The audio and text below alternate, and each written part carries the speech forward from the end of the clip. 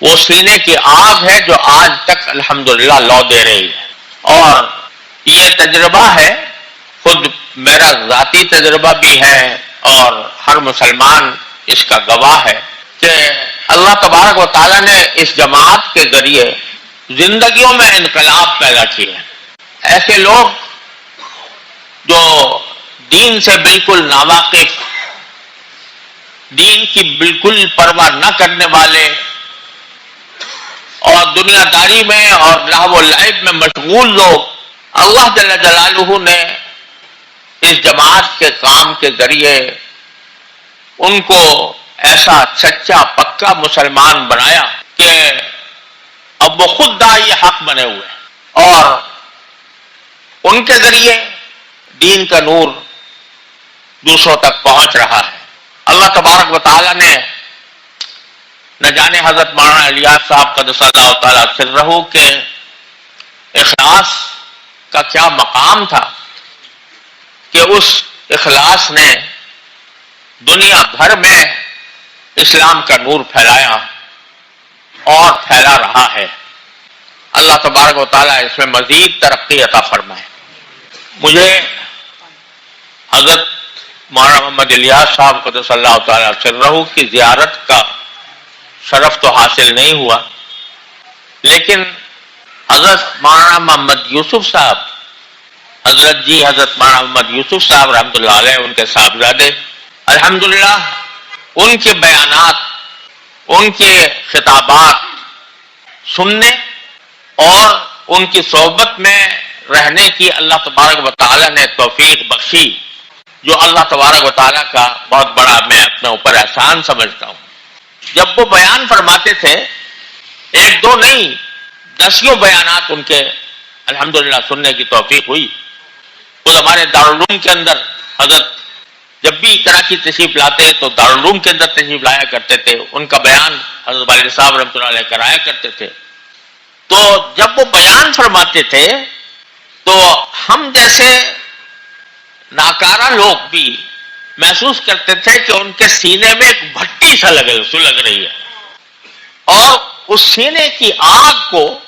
وہ اپنے سامعین تک اس طرح منتقل فرماتے تھے کہ ہر دل پر اثر انداز ہوتی تھی. تو اللہ تبارک و تعالیٰ نے جتنا کام اس جماعت سے لیا، شاید دنیا میں انجمنیں جماعتیں پتہ نہیں کتنی قائم ہیں، وہ ان میں سے کوئی اتنا نتیجہ اور اتنا بڑا ثمرہ پیدا نہیں کر سکی جتنا اللہ تبارک و تعالیٰ نے اس جماعت کو توفیق عطا فرمائی. شروع میں کہا جاتا تھا کہ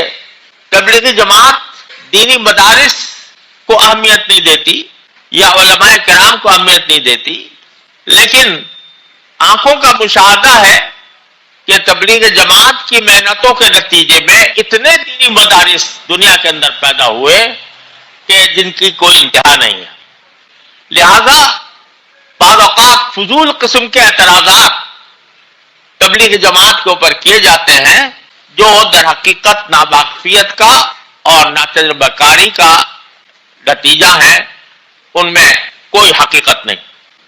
اگر تبلیغی جماعت کی فضیلتوں، اس کے کارناموں، اس کی کامیابیوں کی تفصیل بیان کرنے پر آؤں تو ساری رات بھی کافی نہ ہو، کیونکہ جن زندگیوں میں آنکھوں نے انقلاب دیکھا ہے وہ بے شمار ہیں.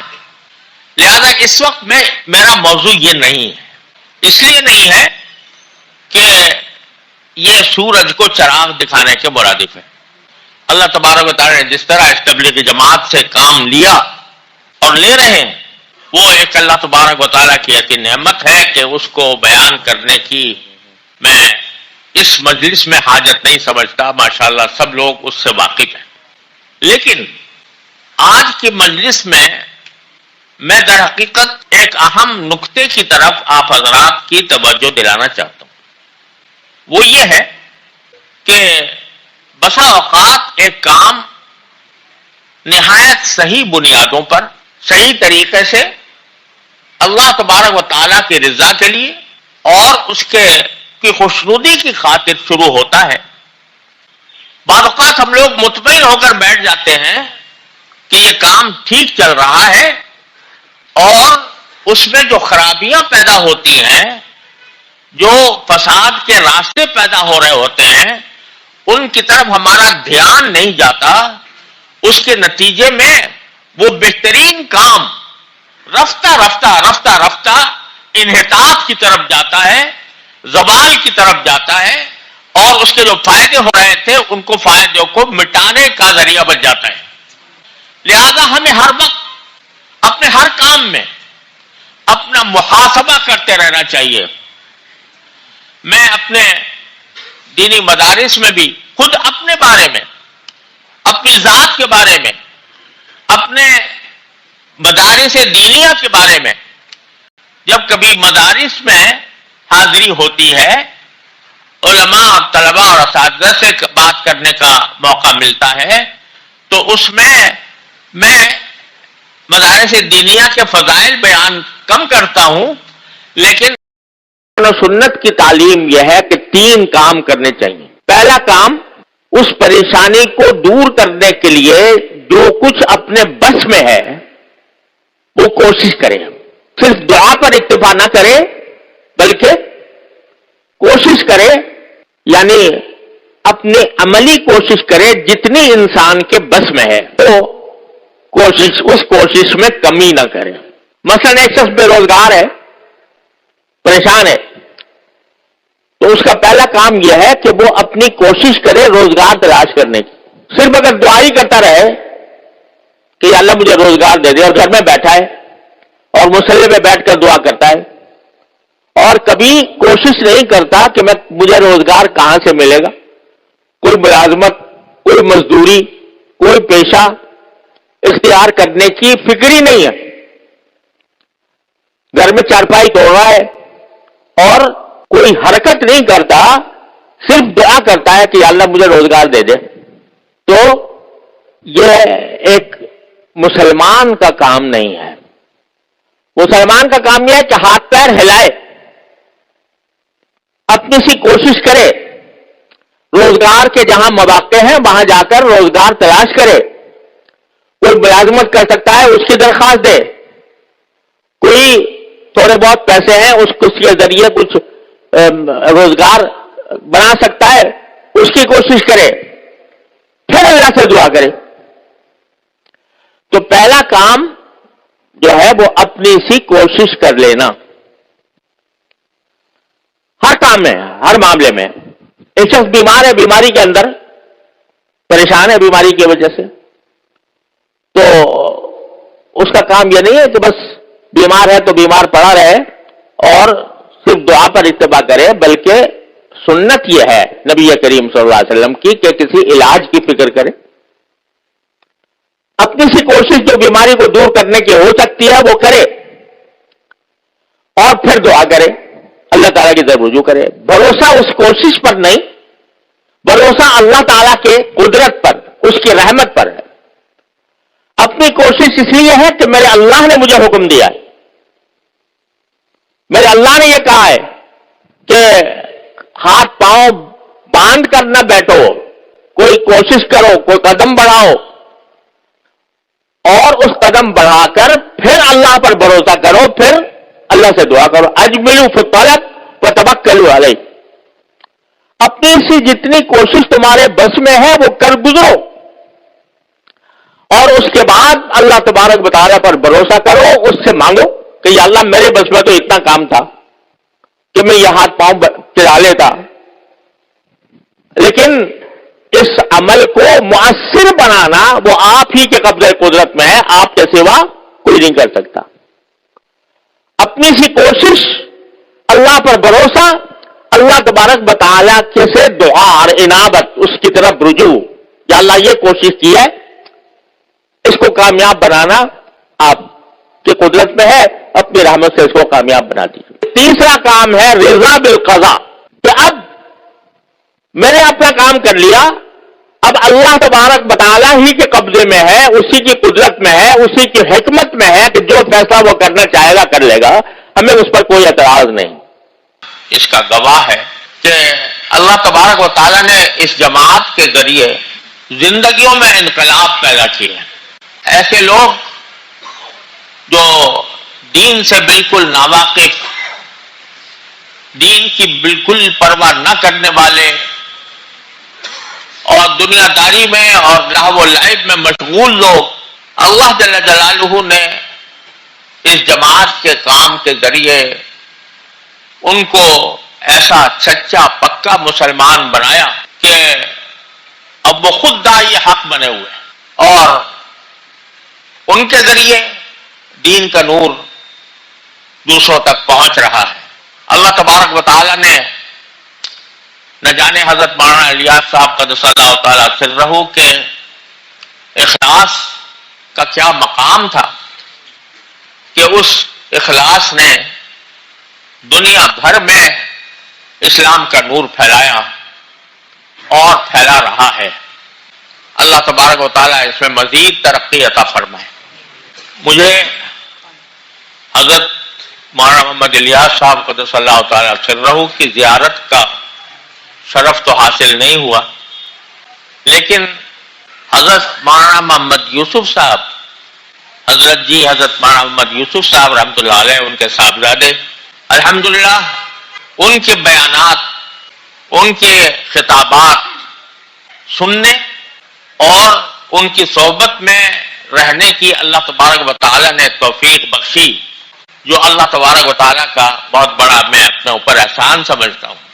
جب وہ بیان فرماتے تھے، ایک دو نہیں، دسیوں بیانات ان کے الحمدللہ سننے کی توفیق ہوئی۔ وہ ہمارے دارالعلوم کے اندر حضرت جب بھی کراچی تشریف لاتے تو دارالعلوم کے اندر تشریف لایا کرتے تھے، ان کا بیان حضرت والد صاحب رحمۃ اللہ علیہ کرایا کرتے تھے۔ تو جب وہ بیان فرماتے تھے تو ہم جیسے ناکارہ لوگ بھی محسوس کرتے تھے کہ ان کے سینے میں ایک بھٹی سا لگ رہی ہے، اور اس سینے کی آگ کو وہ اپنے سامعین تک اس طرح منتقل فرماتے تھے کہ ہر دل پر اثر انداز ہوتی تھی۔